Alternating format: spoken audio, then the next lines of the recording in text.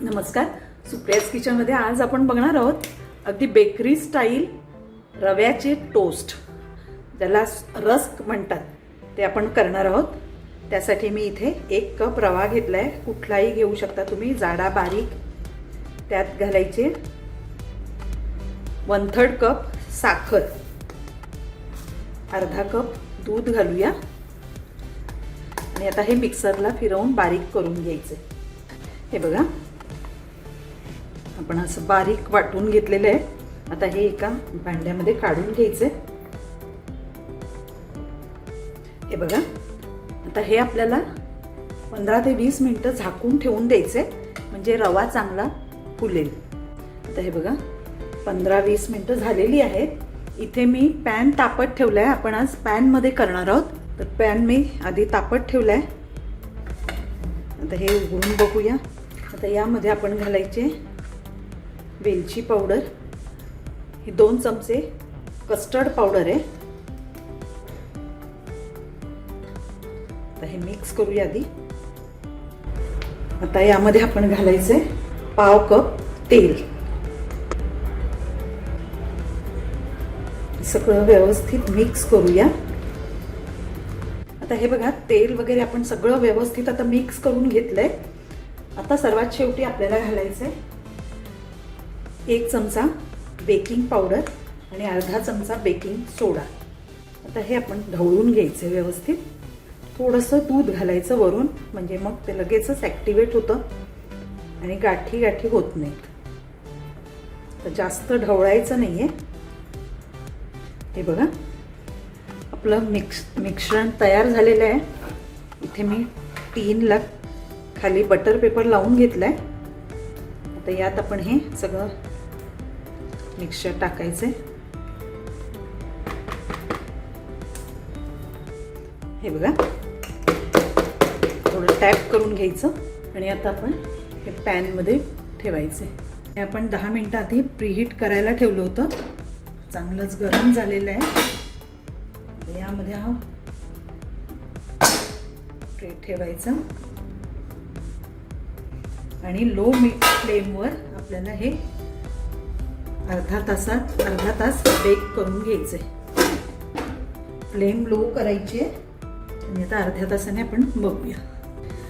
आता अर्धा तास झालाय, आपण बघूया उघडून। वाव, मस्त। गॅस बंद करूया। आपण हवं तर आपण बघू शकतो टूथपिकने। हे बघा, एकदम क्लिअर आहे।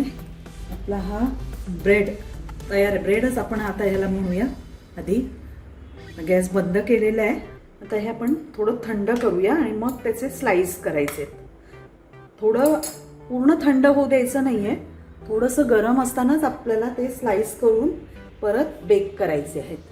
हे बघा, आता हे थोडंसं थंड झालंय, पूर्ण थंड नाही करायचंय। आता हे एका प्लेटमध्ये आपण काढून घेऊया। वाव,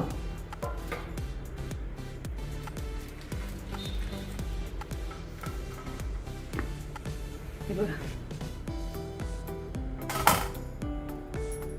तर याचे आपण पीस करून घेऊया।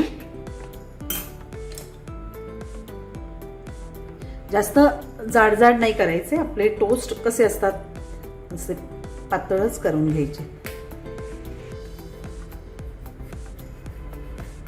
हे बघा, तुम्ही बघू शकता किती मस्त असं स्पॉन्जी झालेलं आहे। सगळे पीस करून घेऊया आपण।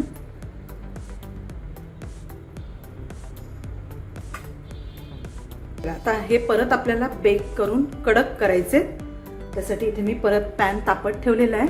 हे बघा, यामध्ये मी एक प्लेट ठेवली आहे।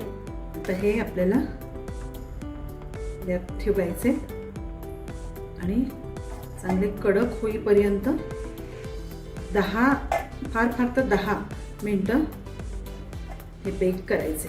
दोन्ही साईडने आपल्याला बेक करायचे। ते झाकण ठेवूया। आता बघूया आपण। आता एका बाजूनी कडक झालेत, आता पलटी करून ठेवायचे, म्हणजे दोन्ही बाजूनी ते छान असे कडक होणार.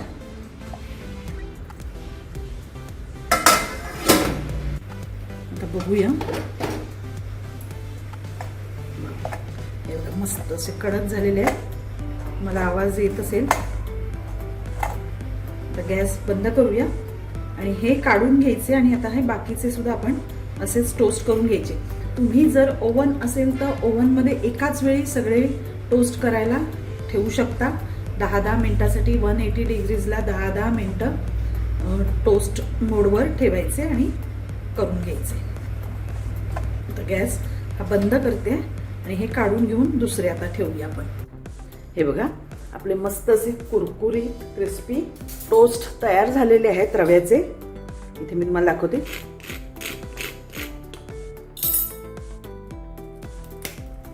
वाव, अगदी सुंदर झाले. तुम्ही नक्की करून बघा. अगदी सोपे आहेत करायला आणि पटकन होतात. फक्त टोस्ट करायला थोडासा वेळ जातो.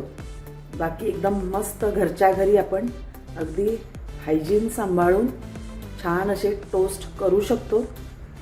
तुम्ही नक्की करून बघा. माझा व्हिडिओ आवडला तर लाईक, शेअर आणि सबस्क्राईब करा. थँक्यू.